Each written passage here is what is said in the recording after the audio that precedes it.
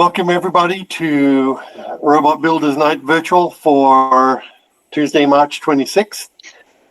We're going to talk about the Discord rollout first, and then we'll follow on with the Q and then general Q&A.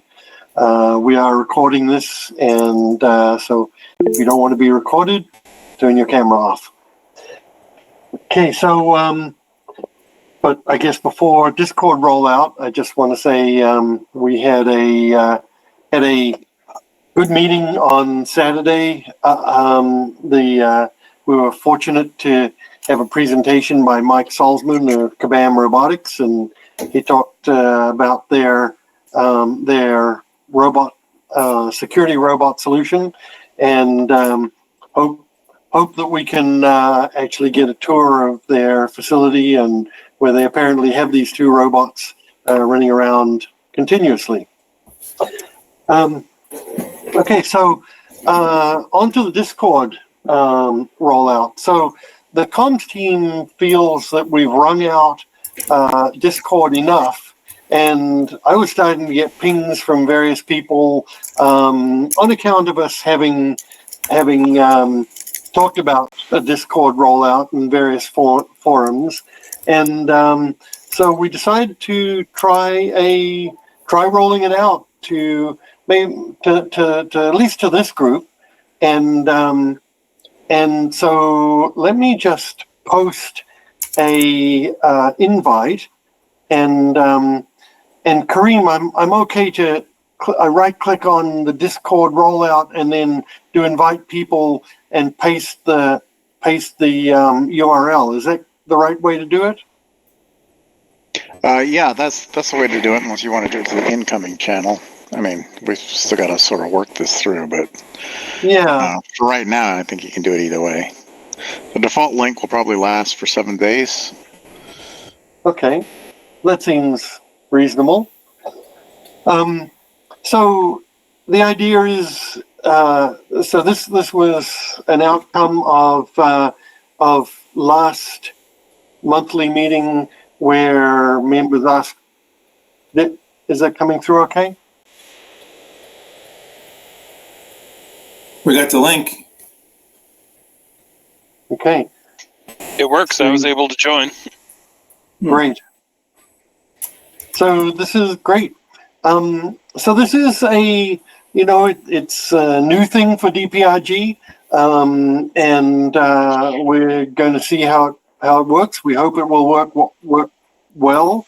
There's been a few of us that have been playing around with it for the last month or so, and it's intended as a way to facilitate communication among members, and to enable a more chat-like interaction and discussion of DPRG stuff. Everything from, well, you can see the projects or the channels up there, general and meetings and some hardware and software kinds of things and competitions. So, to try and offer something a little more flexible and more modern than an email listserv as an option for having discussions, because these days discussions through email are sort of a little bit passé. So anyway, one thing the comms team wants to encourage is, and you can set your nickname to whatever you want, but we encourage using something that can identify you as who people would know you in other channels as. So I get why gamers would want to call themselves Boeing, perhaps, or whoever. But who knows who Boeing is, or Tin Man? But if you're known in this forum, in the kind of like DPRG centric world, It helps with communication, I think, to know who you're actually chatting with. So that would be our encouragement. Steve, Kareem, do you guys have anything you want to add in the way of advice to people just joining the channel?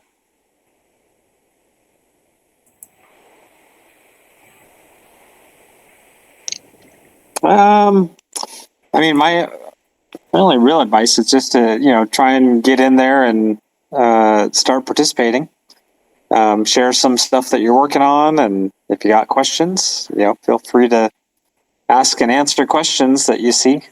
The more that everyone starts participating, the conversations get rolling, and it'll help attract new users. Keep them around and make the space, kind of vibrant. So the more we all participate, I think the better the space will be to build the community.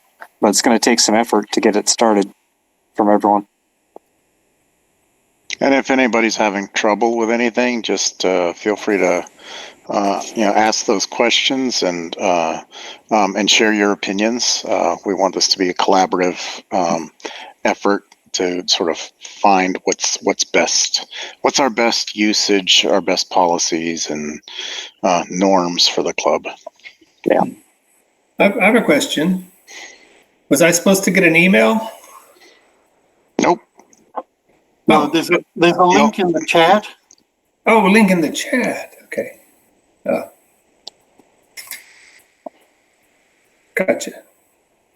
And I do want to thank Kareem for his work on the comms team and for setting up this server. We did go through and evaluate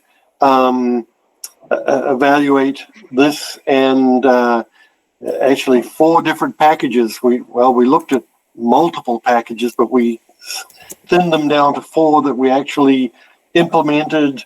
An instance of Telegram, Discord, and then in the email space, Google Groups and Groups.io. And so you can expect us to roll out a new DPIG list email server, I hope before next monthly meeting. We still have to settle on policies for it, but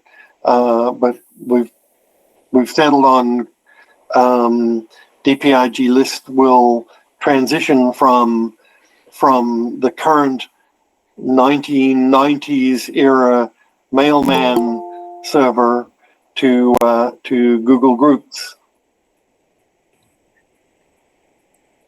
Any other questions?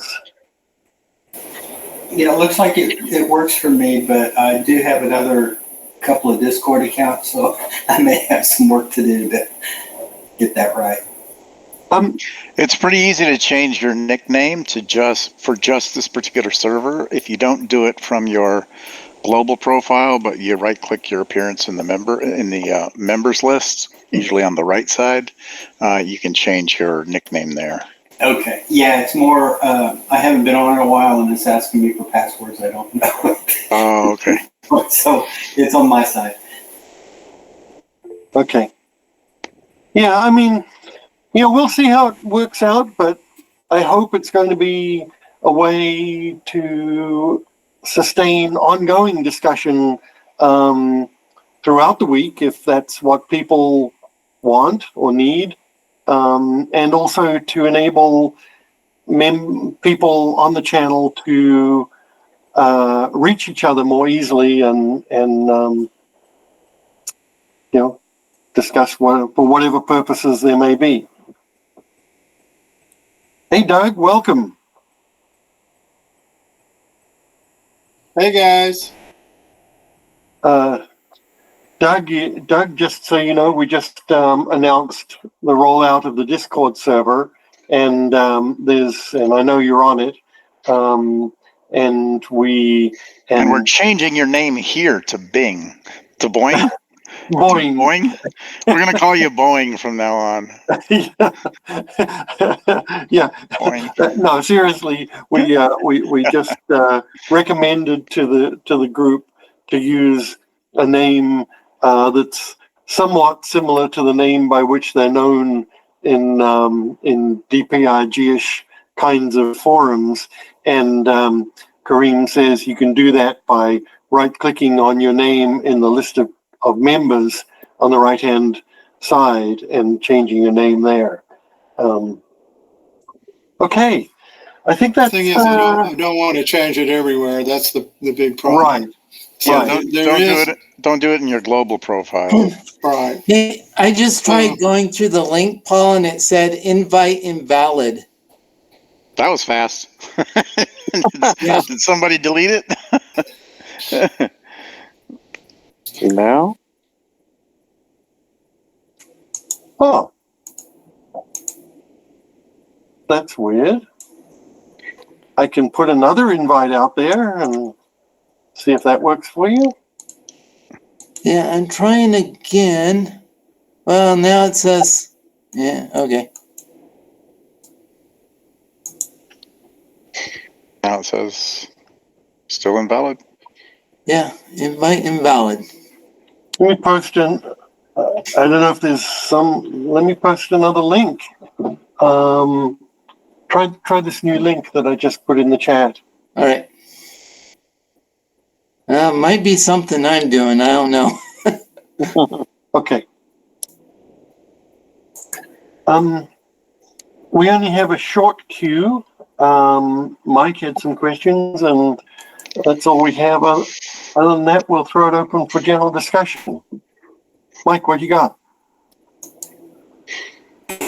Well, I've been spending time trying to improve my odometry by using a IMU and fusing it using the robot localization package in ROS 2. And it doesn't seem to do anything. It doesn't seem to improve it. I thought maybe improved it a tiny bit, but what I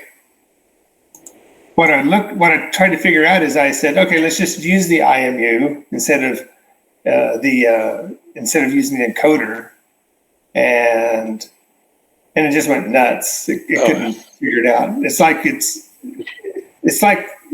the yaw, trying to get the yaw from the IMU into the extended Kalman filter.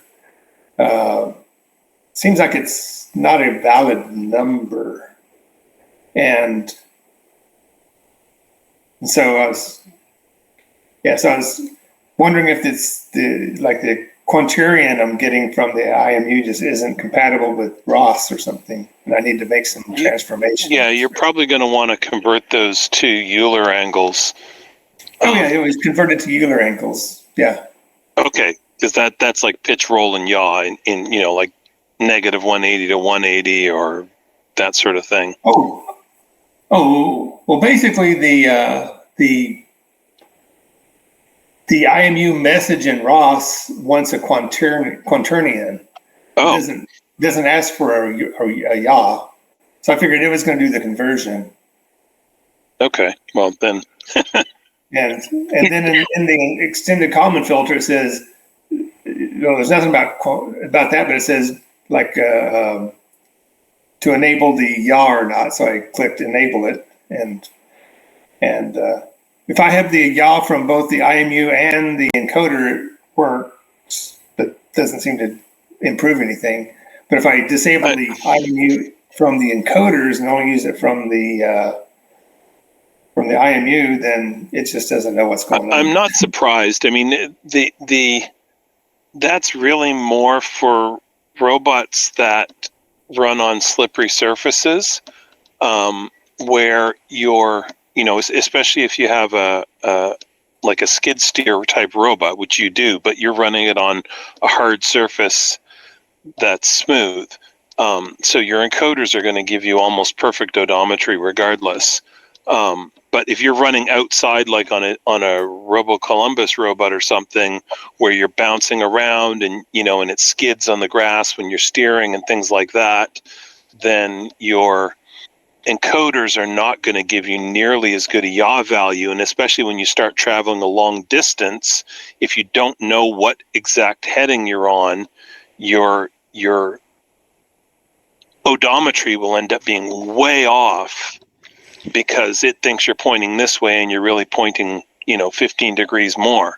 Whereas if you have an IMU that gives you a yaw value, you can use that in, the common filter can use that to give you a much better sense of which direction the robot's pointing. But it's not really going to apply, I don't think, for your robot specifically.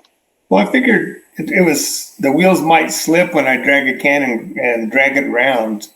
So I was just trying to improve it somehow. Yeah. So you're saying that if you just turn off the encoders, you're not getting anything useful from the IMU? It doesn't. Because this should work all on its own. In terms of direction, it doesn't know what direction. It just goes in circles and goes nuts. Are you using a magnetometer? No. Okay. Which I haven't used the magnetometer in it yet. What IMU are you using? Beano 55. That's a full 9-axis IMU. Right. So I mean, it has a magnetometer built in. Right. Yeah. So I haven't used the magnetometer into it, but I've had good luck with just using the gyros on those. Are you sure it's in quaternion mode? I'm getting numbers out of it, and the quaternion mode is turned on. It's in fusion mode, B&O, and it's generating values in the quaternion, but it's just it's not giving me yaw. So yeah, I think that's part of the problem is that quaternions are not really human readable, so you can't really tell whether the values you're getting back are particularly useful. I would try switching it to Euler mode and just look at the values, like log them as the robot's doing its thing, and see if those values make sense. Because I mean, it could be as well, if you don't have it mounted like up a mast that's 2 feet high, that your motors are interfering with the magnetometer if they're too close, because of course motors generate a magnetic field, and that's what magnetometers measure, and so you may have a lot of interference with it from that. So I think it would be worthwhile to log some values as the robot does its thing and see what happens. You got a little mast. right, yeah, it has to fit underneath the goals in 6CAN. So Yeah. So, Yeah. Mike, what you might consider is, because presumably you're publishing the IMU output on a standard topic, right? Like /IMU or something like that. the IMU topic that the extended Kalman filter wanted. Yeah. Well, but I mean, out of the sensor, out of the raw data out of the sensor is probably coming in on a standard topic. Oh, the raw data from the sensor is serial data, but it's I2C and I convert it to serial, and then in the Pi I convert it to a IMU message. Okay. So where and it's coming out as quaternions. So there's a function in the transforms, and I can look it up, but there's a quaternion to Euler function in one of the TF2 libraries, and so you could print it out of your conversion routine on the Pi and just twist the robot, rotate it 90 degrees, and see if it looks like it makes sense. Yeah, I could add that debug, because right now I'm just sending the quaternion to the extended Kalman filter. Yeah, and you probably want to do that both turning the robot manually with the motors off, and while the robot is doing its thing with the motors running, because of course then you can see whether or not the motors are causing a lot of interference or not. Mm-hmm. Okay. So that's sort of that thing and I had another issue just of interest, and that is I was using the I have the Adafruit library, or the SparkFun library for my time of flight sensors, and I had it on my microcontroller. And then I tried to add the IMU from Adafruit to the same controller over the same I2C and stuff, and it just caused havoc. And so I had to put its own little microcontroller to convert its I2C into a USB serial. But that was strange. I couldn't run both libraries on my controller. I assume that they have different addresses. Oh yeah. All Right. of them. Mm-hmm. Yeah. So, I mean, there are some warnings in the data sheets and stuff that says that the BNO 55 puts out some non-standard I2C timing. So maybe it was some interference on the I2C. Maybe it was in the libraries. But if I just configured the BNO 55 and didn't even read its data periodically, it would cause the time of flight sensors to just not work well. they would act different. The data from the library wouldn't be right. So I was just confused. So I just said, forget that. I just gave it its own little processor. I had a QT Py sitting around, which had a nice QT connector on it. So it worked really good.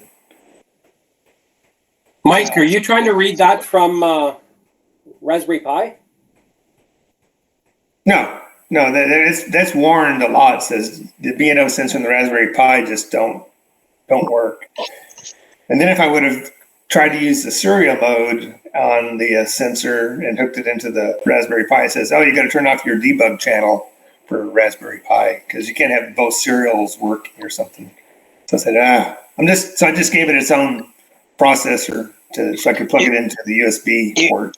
You actually can if you have a USB to serial converter for the Pi. Oh, I don't know if you've got any free USB ports. Yeah, but I'm getting good data. These little guys are. I mean, it's basically a virtual. It makes a virtual COM port. Right. But I had a really nice, just using the QT Py, it gives me all standardized connectors, so I didn't have to do anything manual or custom. Yeah, and that's handy. It did the job. And yeah. So that's sort of the issues I've been having with my IMU. But I'm getting data from the IMU and it looks good, and I just don't know about this yaw thing. So I'll do those debugs. Yeah.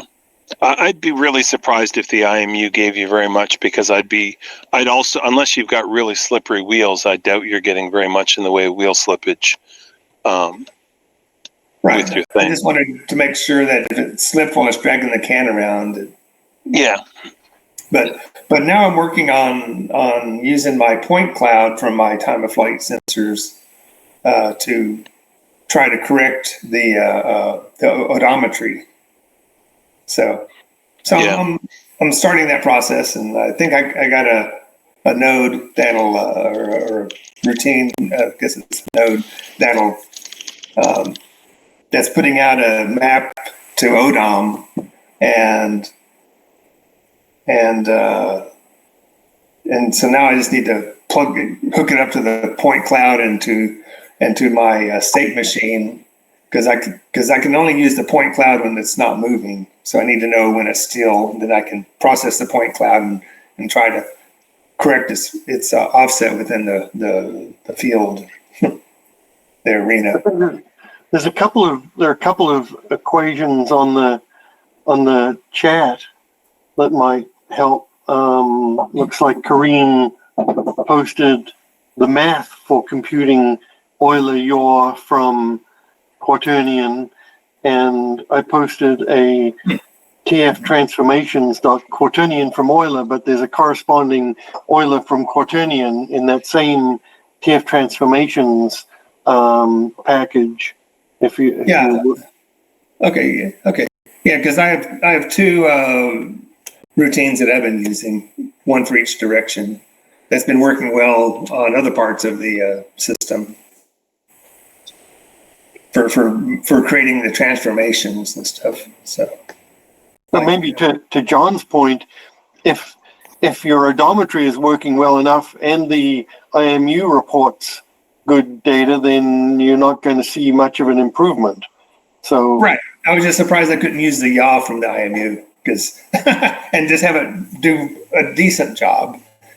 I know it wouldn't be as good as the odometry, but I expected to do a decent job and it wasn't. And Did you disable odometry altogether or just disable yaw from odometry? I did both. Yeah, I mean, an IMU will never do odometry. These IMUs are nowhere near sensitive to do linear odometry. Right. Yeah. So basically, I just disabled everything. I mean, I disabled everything in the odometry in the common filter and just grabbed the yaw from the IMU. And that's when it sort of went crazy. If I just used the yaw from the odometry and everything else from the IMU, that seemed to work okay. Well, I guess what I haven't heard you say is that you've actually done a static test, rotating the robot in place and outputting the Euler yaw from the No. I'd No. also do a pitch and so it's possible you've got the wrong axis identified as yaw. Yeah, I did that. Yeah, I was reading all the documentation. I think I plugged everything together, but maybe that's what the problem is. Well, it's a very easy test to just rotate your robot and pitch and roll, and see if that starts generating some sort of change in the common filter. So I have a debug statement using the quaternion to Euler and just see if it makes sense, I guess, is what everyone's saying. Yeah. And I didn't do that.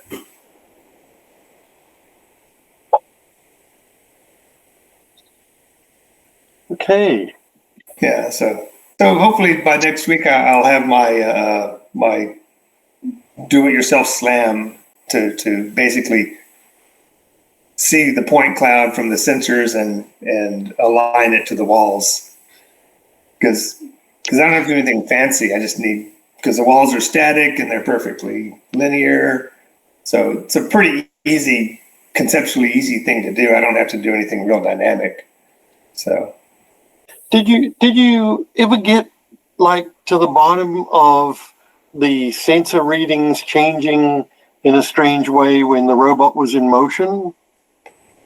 They still change. I think it's, I mean, I did do the test where I just took ROS out of the equation and just took the data from the sensors themselves and put them into a spreadsheet, and then into a serial port, and I just captured the result of it and put that into a spreadsheet. And so I basically stopped, and then it ran, and then it stopped again, and I got a good linear change between the distance. There was nothing strange going on. So it's something in ROS, there's a delay, and it's just causing some distortions while it's in motion. Are you timestamping the records as you insert them into ROS? Yeah, just using the clock. Yeah. Okay.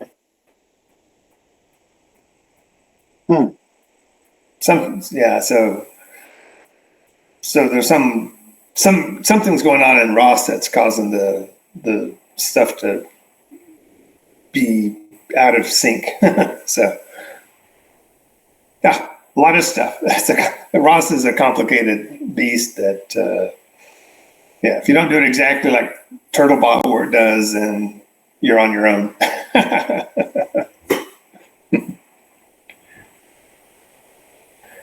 So well, that's all right. that's the only thing I have is I'm just twiddling along. Nothing. It still runs 6CAN. It still does a respectable job, but I was just trying to keep it more accurate. So, but especially for things like four corner and stuff like that, so it has to run just in open loop mode. That's why I was hoping that the IMU would help a bit to try to just make it a little better. Like run a straight line a little straighter. Yeah. All right.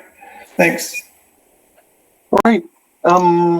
Anyone who's joined got anything that they want to jump in the queue? Otherwise, before we open up for general discussion.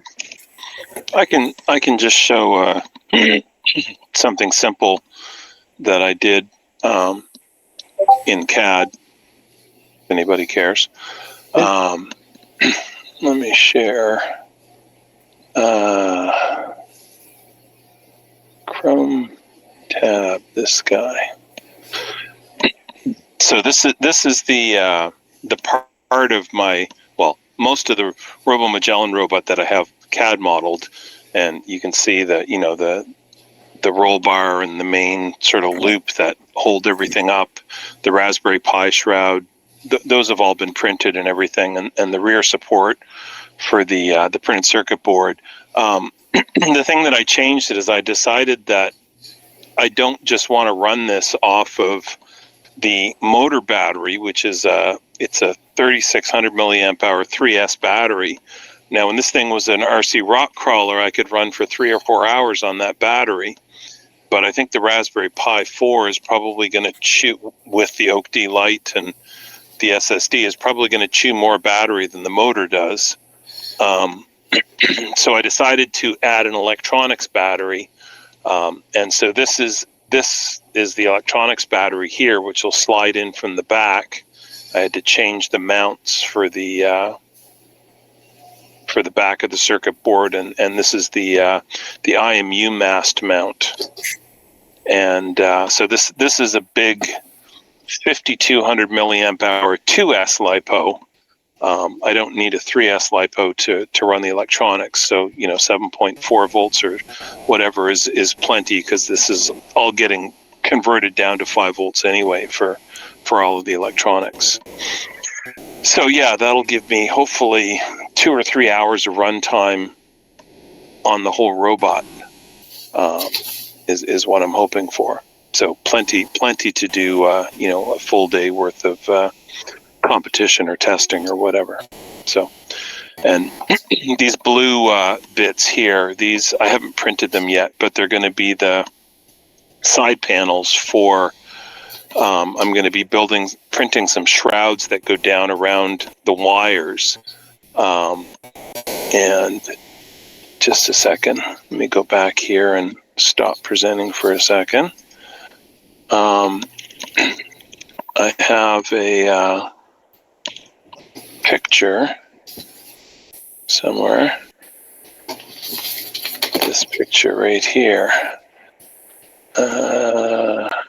Present. So this is the actual robot, and you can see the roll bar and that, and the Raspberry Pi shroud in the back end. So I had to change this piece and this piece to allow the battery to slide sort of underneath this printed circuit board up in this area to have the space. But that's not hard. It's a 20 millimeter carbon fiber tube, which is the IMU mast, and also the GPS hangs off of that at the bottom. But I'm going to have, as you can see, there's a bunch of USB cables here this is my USB hub, which is powered externally. So I'm not sucking power from the Raspberry Pi to power my Oak D Lite and you can just see the edge of my, this is a 1 terabyte SSD. That's also going to be used for basically logging stuff, pictures and data from the runs and stuff. So I'm not constantly trying to log to a micro SD card. But yeah, there's a bunch of wires hanging off here that I don't want to get caught on things. So that those hoops are going to go across here, and then there'll be a piece that comes down, a plastic piece that comes down and sort of protects it just from as it, you know, if it goes through bushes or whatever, the wires aren't going to get caught on branches or things like that, and yank out some connectors, which, you know, obviously want to avoid. So yeah, that's what I've been working on. I was gone for 2 weeks out in BC visiting my parents, so I didn't actually have my robot with me. So I was relegated to working on software and CAD models and stuff. Yeah, well, I'm thinking about a outdoor robot, so start trying to get some ideas. Lots of ideas here. Yeah. Yeah, it's. I think. I mean, I assume you're going to use ROS if you build an outdoor robot. I want to leverage off of my ROS experience using. Yeah. Yeah. I mean, I'm not using ROS, and I mean, the main reason I'm not using ROS is because I run Smalltalk on the Raspberry Pi, and it doesn't talk to ROS. So I'm not willing to give up Smalltalk to get ROS. So so I write all my stuff from scratch, but I'm happy with that. That's fine. Yeah, I don't know any better. So yeah.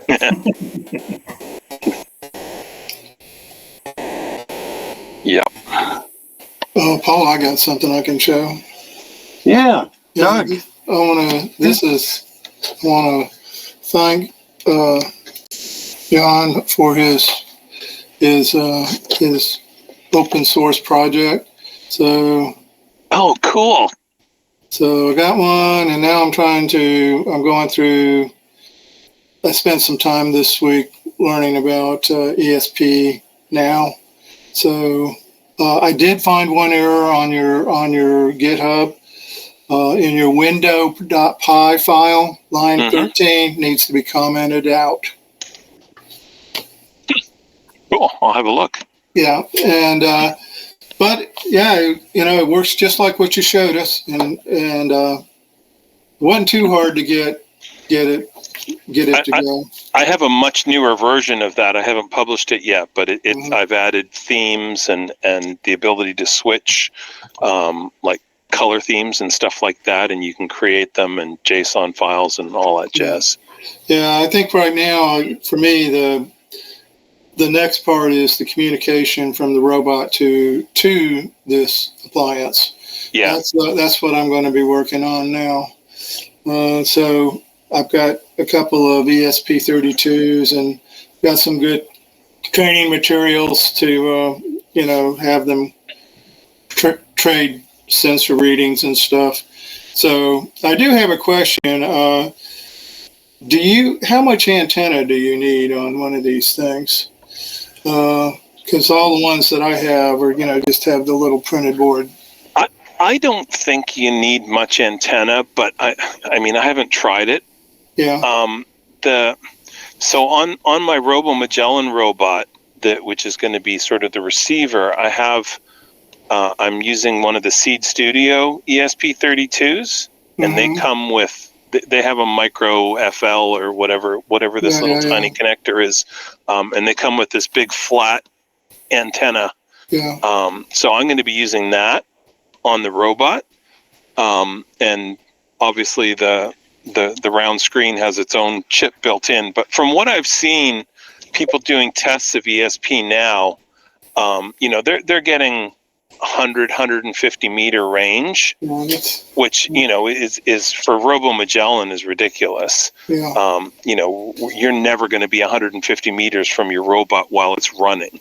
Yeah. Yeah. If you are, you're not doing your job right. Right. Kind of thing. So in terms of acting as a fail-safe for RoboMagellan, I don't think there's going to be any problem with the little chip antenna on that thing. Yeah. So I haven't. I mean, I've tried it in that I've gotten communication working between them and stuff, but I haven't tried it, outdoors in the real world or anything. Obviously, because my robot is not at that point yet. One thing that would be nice is if you could go ahead and publish your case Oh yeah, sure. Yeah, because I'm sure I'll end up doing some modifications because they want no two projects are always exactly the same. But Yeah, and the thing with the case is that it's very specific to the battery that I'm using. yeah, So I'm actually in the process of designing a new case that's a lot smaller. That this is a 400 milliamp hour battery, yeah. which is obviously not going to last as long. But I mean, it's a much smaller. And in fact, here Well, I think I've got one the size original. So oh, you got it like 1,000 that size? yeah. Yeah. Well, okay. no, not that, not the the standard size of your original battery. Yeah, well, that was 1,000. That was 1,000 Yeah. milliamp hour Something battery. like a 3252 or something like that. Yeah. Is this? Yeah, this is sharing. Okay, so this is the. Let me just pop this over here. This is the new one that I'm working on. I just got started on it while I was away, but I didn't bring my battery with me.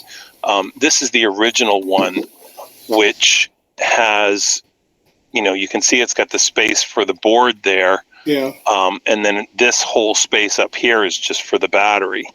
Mm-hmm. And it's a fairly big battery. It's like it's 51 millimeters long and 35 millimeters wide and something like 6.5 millimeters thick, I think. Yeah, yours I think mine's 5 millimeter thick. So I mean, it sounds like we have the same battery. Yeah. So certainly, yeah. If you want this, that's no problem. I can. In fact, if you want, I will export this.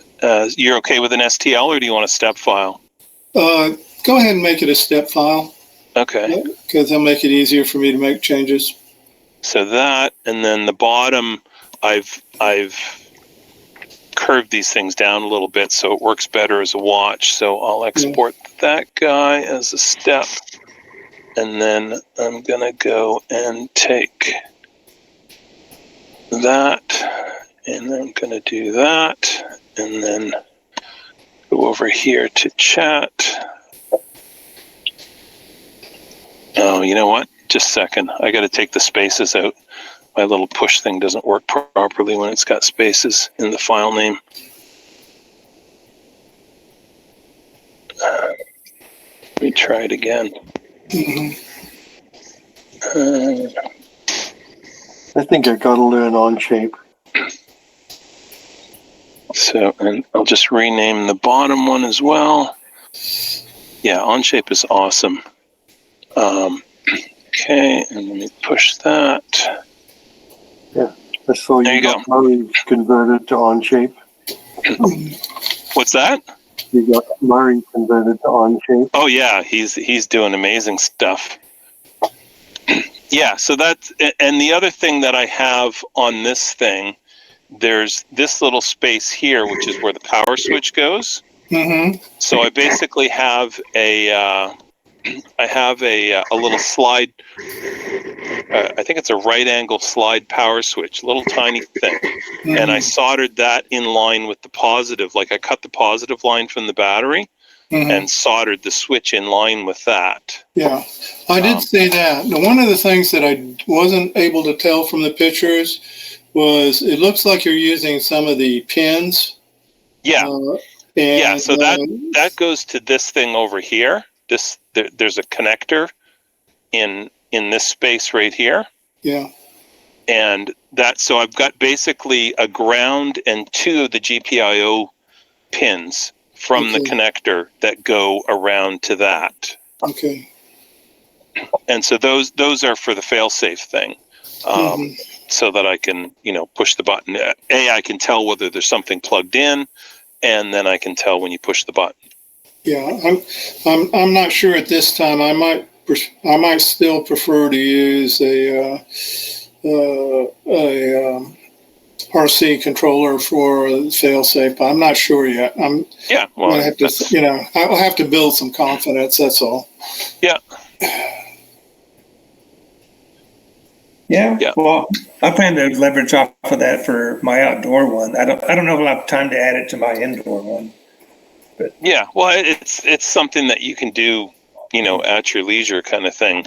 yeah, As you decide you need it. But that's really cool that you've been able to use the software Yeah. to do stuff. Well, to get it to run on the little chip, so that's good. Yeah. And Yeah, some of the Chinese instructions are a little bit. Well, what exactly did he mean when he said that? But it did work, and everything went cool.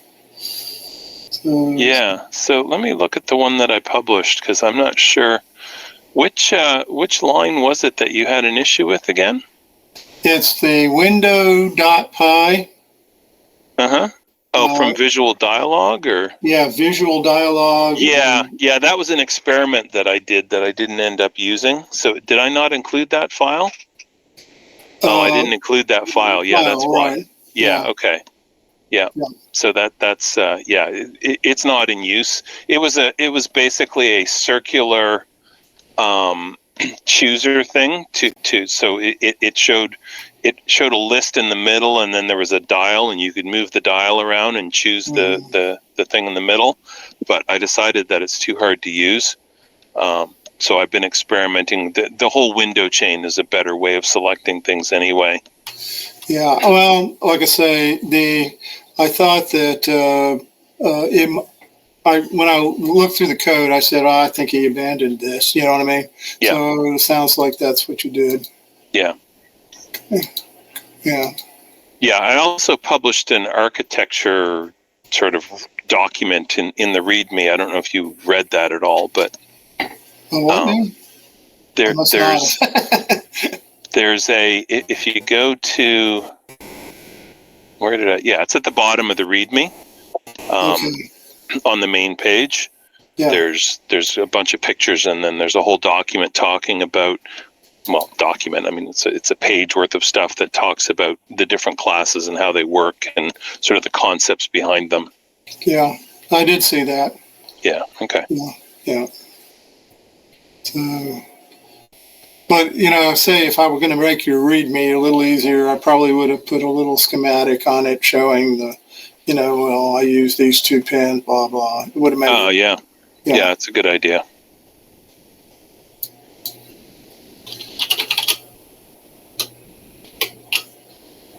Yeah, this is by no means done. Well, it was very nice. It's very nice, and it works real well. It's cool that Doug, that you're pulling value out of the work that John did. Oh yeah, well, yeah, that's the whole purpose of open source, I think.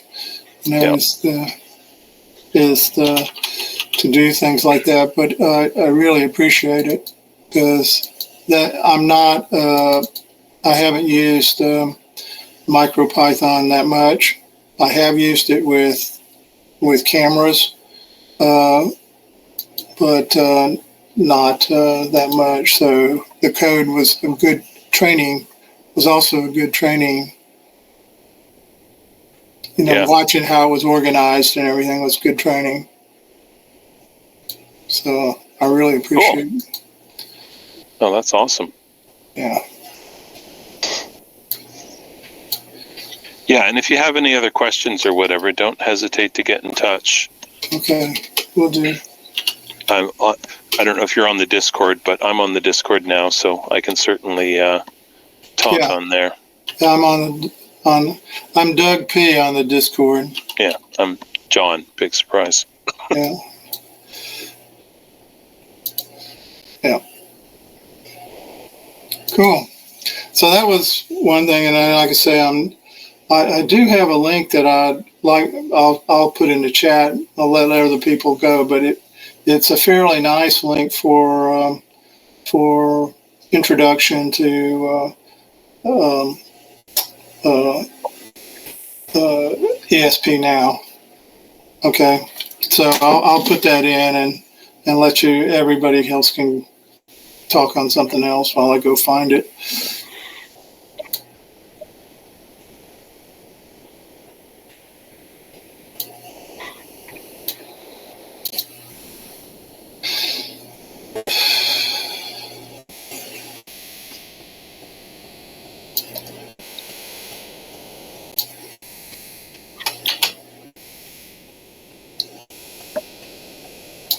I think Harold's at Home Depot.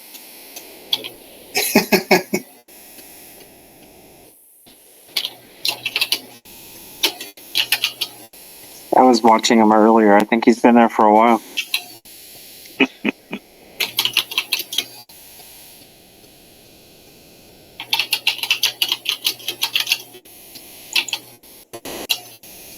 Surprising we can tell it's Home Depot from looking at the ceiling. Did, I think it's just all the did ones. you manage to get into onto Discord, Ted? No, I might try again. I don't know. It might be my firewall or something. That's possible. Depending on how you got your Discord set up to, sometimes if you have Streamer running, it hides a lot of your safety settings for safety reasons. So you might have to turn Streamer off to get access to your profile and all of that, and then turn it back on. Yeah, I might try a different browser here. So, do you guys think we should send an invite link out to Discord out to DPRG list?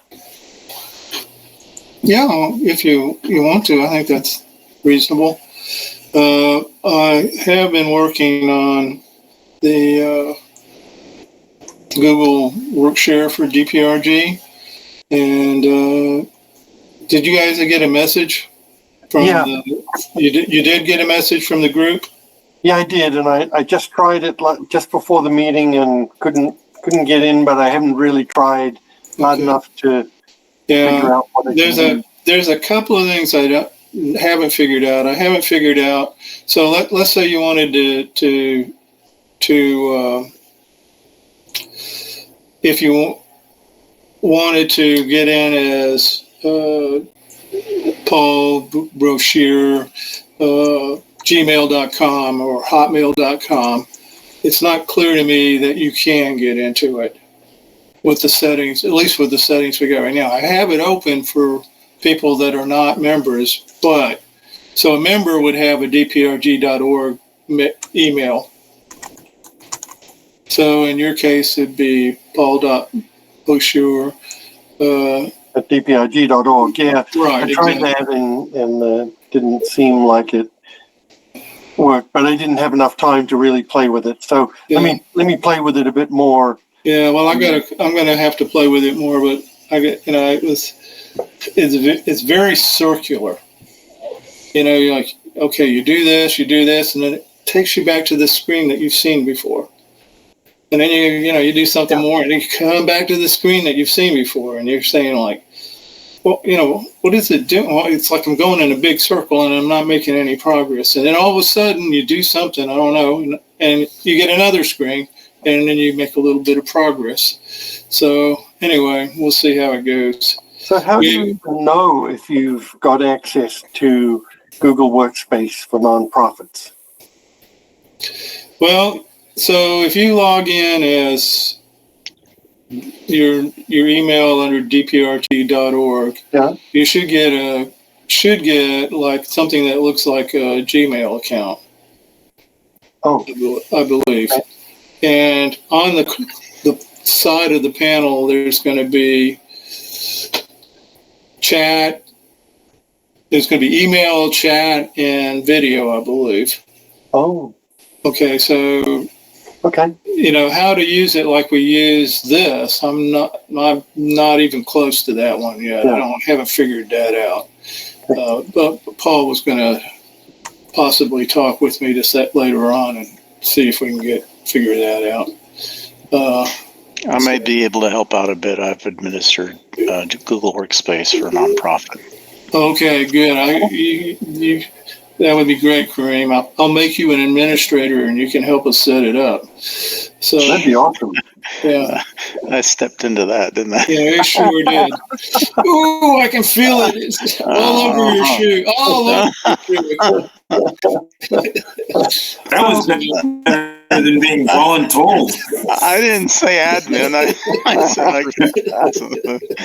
So just to bring the rest of the group up to speed here, Doug is very kindly spearheading the way to get Google Workspace for nonprofits made available to DPRG, and the motivation for that is so that we can hold our own video conferences like these under our own account, if you will, without having to rely on Dallas Makerspace person opening up the call and admitting people. So we're trying to become more self-reliant here, and not sure what else will proceed from that, but it seemed like a good idea. How much storage do you get? How much storage do you get on this? I want to say for all the members all the members that are registered, they share 20 terabytes, I believe. Wow, that's a lot. Yeah, well, if you had 100 members, it's. I mean, I guess it depends on how many members you have. You got one. If you got one, but if you got 100, it's probably But I was thinking, would these videos that we're recording now just go on that drive? No, I believe those just go to the YouTube. Oh, okay. Yeah. As far as I know, when you make your videos public, I haven't run into any upper limit on that. Yeah. And we have hundreds of videos on the DPRG Clips channel. I can't. Let me ask this: does anybody who watches one of our videos, do you run into ads? I want to say ads are turned off, and I'm not. No. Comments are turned off, but I mean, I don't know. I pay for a premium account, so I don't have ads in general. Yeah, and I have an ad blocker on mine, which works real well on YouTube, so I don't get any ads either. So I don't know. Same here. I have an I've viewed a number of DPRG of IBNV clips as I've been chapterizing them, and have not seen any ads. You can open a browser window in incognito mode, and then it won't be signed into your YouTube account, and then you can go and check and see, and that will tell you whether or not the video has ads, even if you have a premium account. Okay, well, that's a good point. It may also be that it might not serve in-stream ads where like it interrupts your video and puts the video ad, but it might have ads to the side. Like there's so many different kinds of ads. But it's nice if we can continue getting away with not having ads stomping over the DPRG videos the second you hit play. It's hard enough to watch one that's 2.5 hours long, let alone adding another half hour of ads would be just. Hey, Paul, I just got in the Discord server. Starting a new browser fixed it, so something about the browser. Great. So, Doug and Carl, you and I have mused on who could these people be who watch these videos of Airbnb, and I actually met some of them when I attended SRS, and I just dropped in on Bob Cook's presentation about his Robo Magellan robot Saturday before last, and I was just quietly minding my own business, and he called me out and introduced me to the group, and then people started piping up and saying, "Oh yeah, I watch your Airbnb videos," and I was like, Wow. So now I know some of the people who watch these. So, hey guys in SRS, if you're watching, we appreciate it. It's a small world. Yeah. Well, I just brought up the clips and played one of them, and I didn't get an ad. So Yeah. Okay. That's part of Google Workspace nonprofit too, and we actually apparently had an account, which because we didn't know what we were doing, we ended up transferring ownership to another account. So, but it all works good. Everything's fine. Yeah, and I think in general, ads normally only show up in an account where the YouTube account has monetization turned on. Mm-hmm.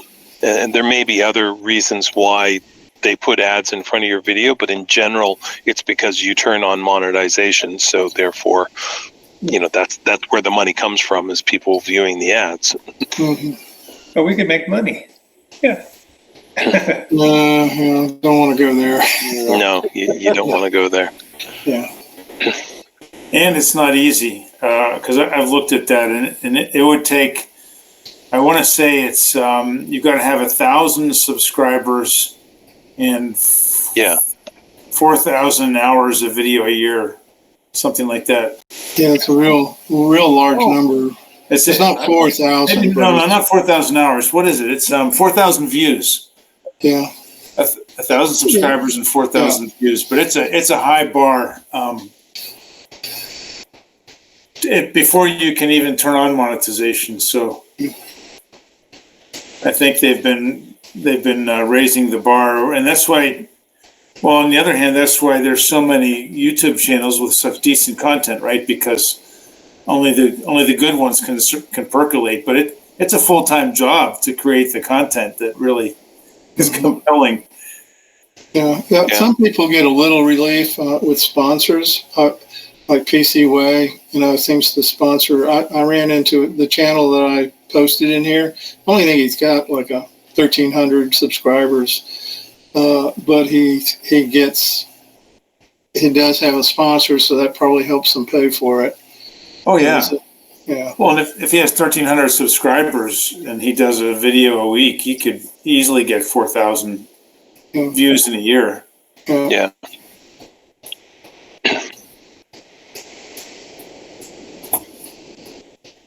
I think I'm going to go with cat videos myself, though. The content is never ages out. I mean, technology doesn't make your cat video old, Right. It just keeps on breaking it in. Which might be why you see so many cat videos, by the way. So Timeless. Yeah, talking about cat videos, I have a one of those automatic litter cleaners, the robot ones, the one that tumbles in a circle like a dump truck. yeah. Yeah, I should put a camera on it and see how many views I get. Yeah. And then people get notifications when she visits it. Yeah. Well, I'll tell you what, I have over 1,000 subscribers on my channel, because it's been around for like 15 years or whatever. But I only had one video that kind of went viral, and it was basically a 16-minute video I showed of a guy in a big excavator digging up a stump from our backyard in the last house I lived in, and that got that's gotten over 800,000 views, and I never monetized it, so I don't really care. But it's just kind of funny. But yeah, it's hard to play the YouTube game. Yeah. And that's why a lot of people have switched to using sponsors, because it's a much more reliable form of income, especially if you have a lot of subscribers. Mm-hmm. Well, Twitch, I mean, as far as minutes and stuff go, now I'm just looking at my analytics, and I usually get between 8 to 9,000 minutes watched a month over the 30-day period, and for the last 3 or 4 months, it's kind of growing. But what confounds me, and what can really confounds me, is that there's a Twitch stream out there that's watching a duck pond. Yeah. Okay. At 2 a.m. in the morning, there's 50 people watching the stream. They're probably bots, but whatever. They're still watching the stream. 2 a.m. in the morning, and the pond's got no ducks on it. So I figured I'm at least as interesting as a duck pond with no ducks. And I still ain't figured out how to make that. I actually do that. Now, I will tell you, if you do have some content like the family of Bob Ross, the painter dude, happy little trees, birds, that kind of thing. He has a Bob Ross Twitch channel, and almost any time they're continually playing his content over and over again because they're licensed to do that. They'll have somewhere between 80 and 150 people watching that 24 hours a day. And I don't know how much they're making off of that kind of thing, but they are getting some traction. But of course, it's Bob Ross, and not everybody's Bob Ross. So Yeah. I did a video back in 2013 of robots at ICRA. I went to the ICRA conference in Germany, and I've just checked it. I haven't checked it in a lot, but it went viral, sort of like you were talking about, Harold. It's currently showing 162,500 views. yeah. Next most popular was 7,000, and the rest are like 1,000, few hundred. That's pretty normal. That's what my distribution looks like too. Yeah, you have one or two that's going to be big, lots bigger than the rest, right? Yeah.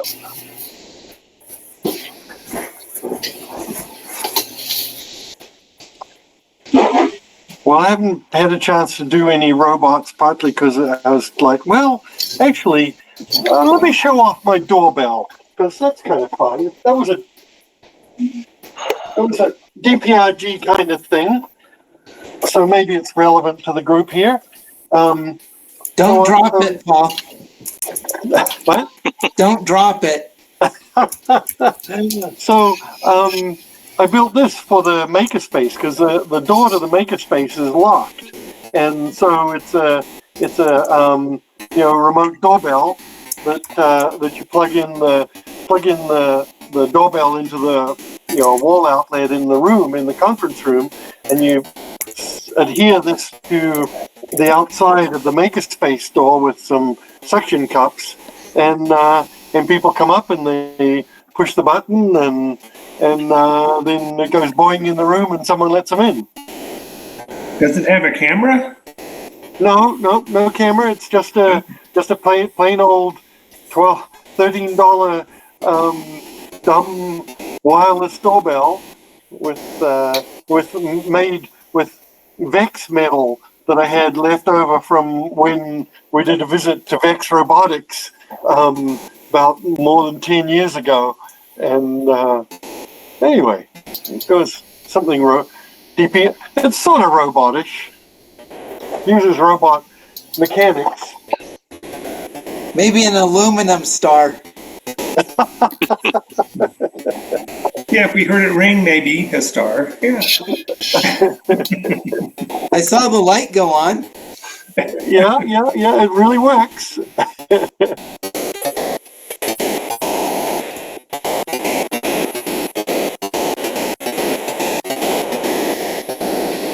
Well, doesn't seem like we got a whole lot of news this week. I have just one silly link, but I haven't even watched it. But here's for those of you who are lawn mowing robot people, you might like this that showed up.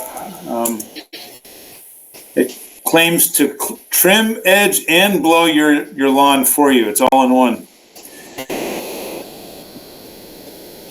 That's about all I got though. So I just put the link in chat. That's a pretty expensive robot to put a lawnmower stuff on. Holy cow.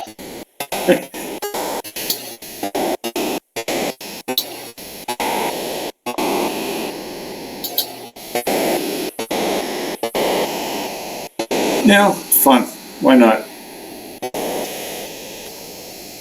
Yeah, well, I think I'm going to start a Discord thing about an outdoor robot to get some ideas. To get That's a people good idea. some feedback. Maybe we need the lawnmower. Yeah. Maybe we need the lawnmower channel in Discord because there's so many crazy ones out there, right? And there's enough robot people. I mean, mower bot. You know, that would be a nice idea, Mike, because, you know, my mowing robot is very big and heavy and, you know, difficult to take to competitions, and you certainly wouldn't want to lug it across country to Robo Magellan. So I'd be interested in building a new outdoor robot. That's one of the neat things about, you know, like this is a 1/10 scale rock crawler, and you know, without the robotic stuff, like when it was an RC rock crawler, it weighed 7.5 pounds. You know, and it's probably going to weigh 10 pounds by the time I'm done with it. And you know, I can carry it. Well, I can carry it by the roll bar if I want, or you know, from the bottom or whatever. It's. So I like that. this as an idea. Yeah. I like that platform. Yeah. Well, needs more wood and more weight. No wood on this thing at all. Not a single bit. Perhaps I can be pushing the 65-pound level. Sorry, what's that? If I go to Dallas for the competition in the fall, I'm looking to push the 65-pound level. So I don't want to worry about anything. I just want to crush it as I'm rolling over it. There you go. So you're going to drive your car down to Dallas. You're not going to take a plane. No, it'll be a vacation thing. So we'll. Yeah. He's going to drive his robot to Dallas. I'm building an entry for this November, but it's built on a old wheelchair, power wheelchair. So Okay. it'll be a little heavy. It's all steel framed, so big motors. That sounds cool, Steve. Yeah. Do you have any, can you show us a picture of what it looks like right now? I was assuming it just looks like a wheelchair. Yes, actually. Hang on. I'm just on my phone, so I'm limited to what I can do. But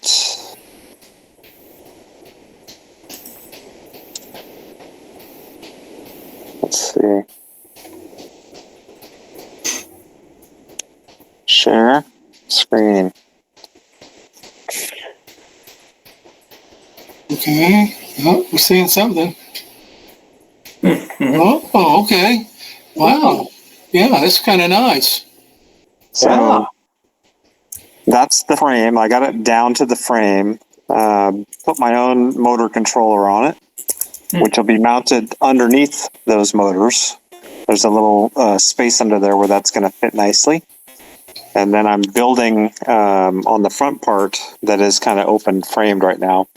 I'm building a platform with a couple levels where I can put electronics and the computer, and then I'll build some side and front panels to put sensors on. And the wiring that you see there, it's all one big long CAN bus that goes from the front to the back. Wow, cool. Yeah. So all the sensors will be running data over the CAN bus. Neat. Now, what is that latch? Just curiosity here. The latch separates the front half of the robot from the back half, so you can actually take it in half. Oh. Yeah. It's a feature from the wheelchair. Yeah. Yeah, that came from the wheelchair. And then this is a solid steel mast here so that I can put something up like a PVC pipe or something up nice and high. And it's very sturdy. That's where the seat was connected. Yeah. That's where the seat was clipped in. Yeah, exactly. Well, that's pretty cool. How is it? Just a big 12 volt battery or 24 volt? 24 volt. Yeah. A lead battery. They're lead acid. Yeah. Okay. They're 2 12s in series or whatever to make 24. Okay. Cool. That looks like it's got a lot of potential. That's a big, heavy robot. He could drive it to Dallas. Yeah. Well, luckily the competition's at my backyard, so I won't have to take it too far. So, Steve, is that going to serve as a backup power for your house? If the That's right. Just in case. He's going to enter it in competitive head-to-head can. That's right. He'll crush the competition. Well, I've been away visiting relatives for a week as well, so I have nothing on any of my robots. But I did have a chance to attend a small meeting of a group of the Ottawa robotics people. This particular group is the group that specializes in building robots to compete in the Trinity College Robot Firefighting Contest. So I had a chance to look at 3 of their robots and see how well they performed on their mock setup. For any of you who know Norm Cummings, he shows it as his background photo in his Zoom calls because it tends to sit at his house. An interesting group. They all run LiDAR. There's 6 people in the group. There were 3 of them at the meeting. They all run LiDAR. One of them runs ROS. And they've all basically homebrewed their own LiDAR interfaces. One of them does mapping, and one of them says he doesn't need mapping in order to compete in the contest. And the third isn't yet at the point where he's thought about mapping, so he doesn't know what to do about that. But the one who's doing mapping runs a resolution of about 1 foot. So the cells and the maps he builds are 1 foot in size. And he says that's all he needs for the Trinity College contest, interestingly enough. Now, if I remember right, that course was like maybe 10 by 10 feet. Yeah, the layout that this group has available to them is 8 feet by 8 feet, but I'm told that's only half of the first layer of the competition house, and that the competition house now has 2 floors in it. So that would be 8 by 16. It's a really big contest at the college itself. Several of these guys have been there several times to compete. But he does that with the 1 foot by 1 foot resolution, huh? He says that we had quite a discussion over lunch about mapping, and he says, nope, that's all you need to do. And the second guy says, I don't do any. He's probably doing localized mapping of just his immediate area to find doorways and basically obstacles. Yeah. And incidentally, John, did you live in Ottawa at one point? Oh yeah. One of these guys is Aaron, and he seems to know who you are. Yeah. Okay, well, I go to they have a meeting every second Sunday with the Vancouver Robotics group. Yeah. Well, Ron and Aaron have never attended. Norm attends routinely. Oh, okay. Yeah. No, I mean, I lived in Ottawa for 12 years. I went to university there. I mean, that was a long time ago. That was like almost 30 years ago. But yeah, and I've talked to those guys a bunch and whatnot. Yeah. So an interesting group. Because they've all added LiDARs to their robots, they all have a fair amount of computing power. Aaron runs a Raspberry Pi Zero along with a specialized PIC that runs the motors and the odometry. Norm runs a customized home-built Cortex M4 of his own design, along with the PIC motor controller. And Ron is running 2 Raspberry Pi 4s. Wow. One for the LiDAR and the other one for everything else. So it's quite a collection of automation. I wanted to show you Aaron's if I can. You need a you'd need a really big battery for that robot. He actually has two. He had to add a second one when he added Yeah. the LiDAR. I believe it. Let me see if I can share a picture. I only took one picture. Let's see, where's the share thing here? In here. Oh, what happened to sharing? Oh, there. It's over here. Yes, no? What am I looking for? Present now. There it is.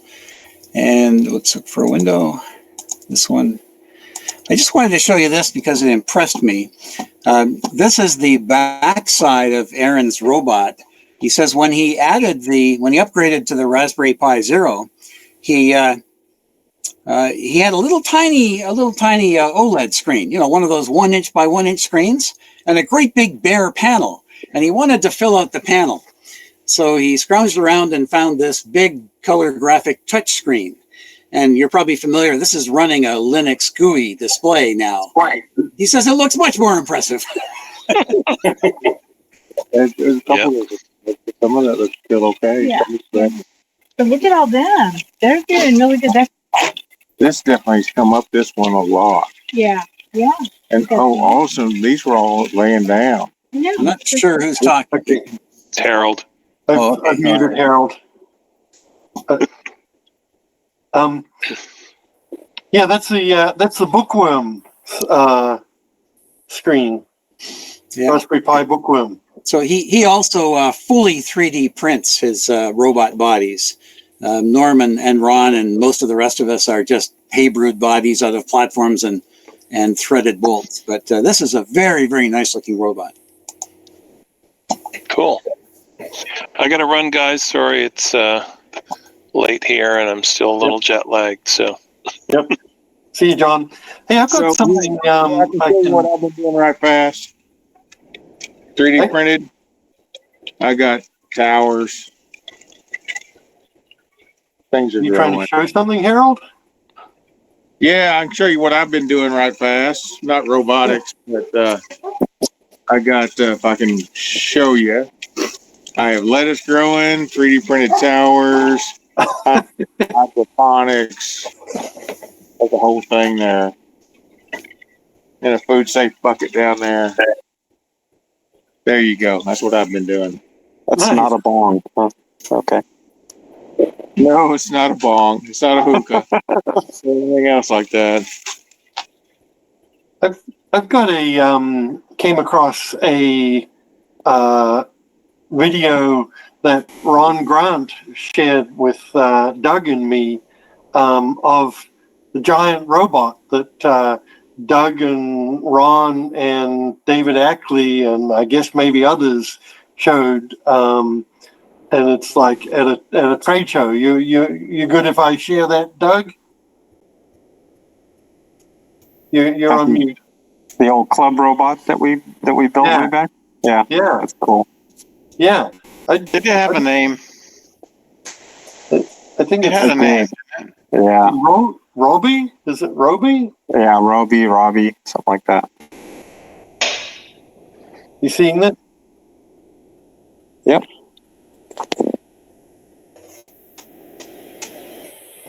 I think it's Robbie the robot named after, wasn't it Lost in, no, it was some 50s or 60s sci-fi, I think, wasn't it? Yeah.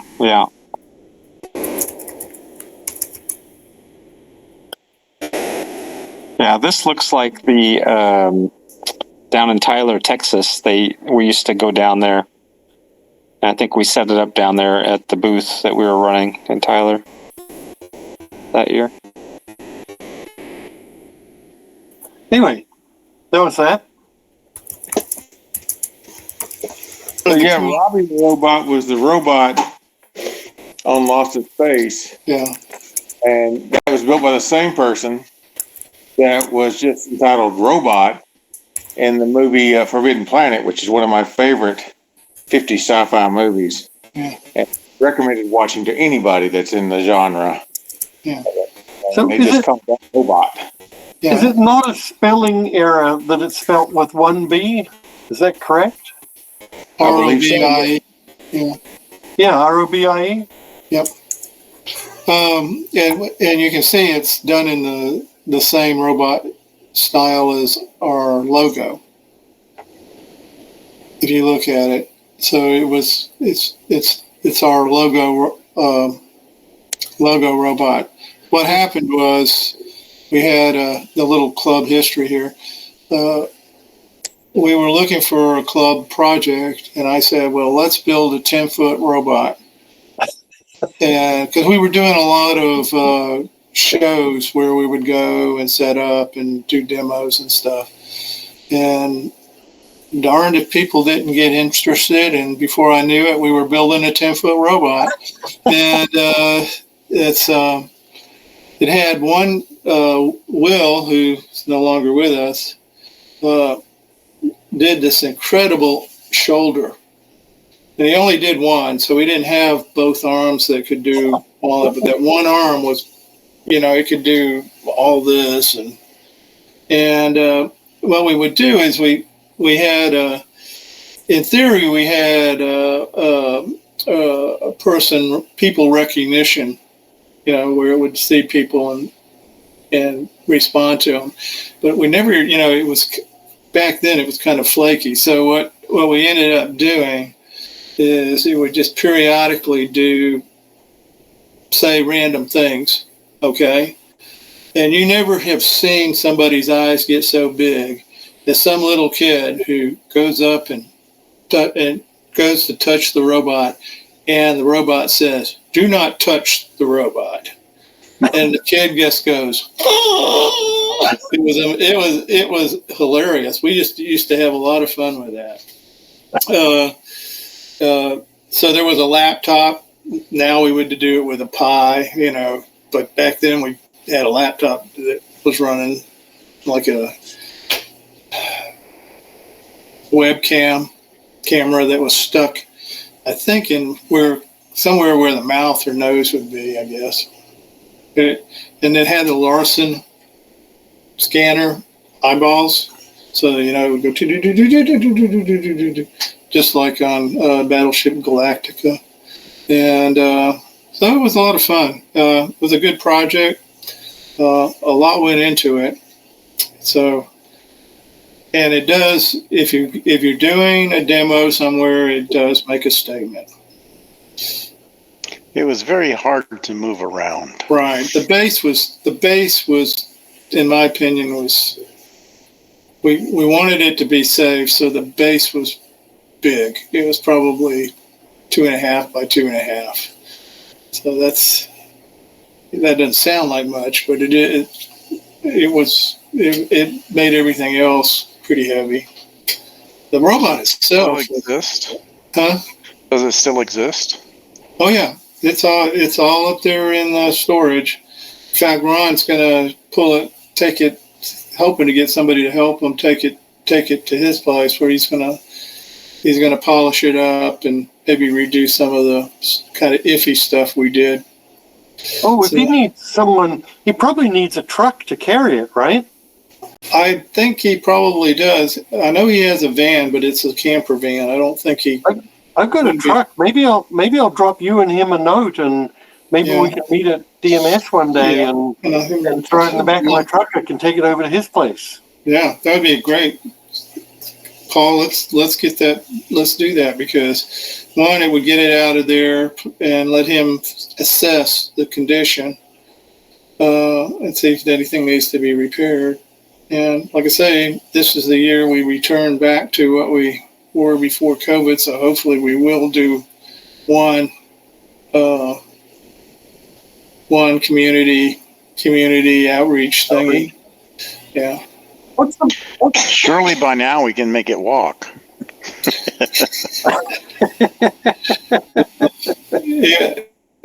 Yeah. Like I say, the thing like I say, the arm joint was extremely nicely done, but it was very complex.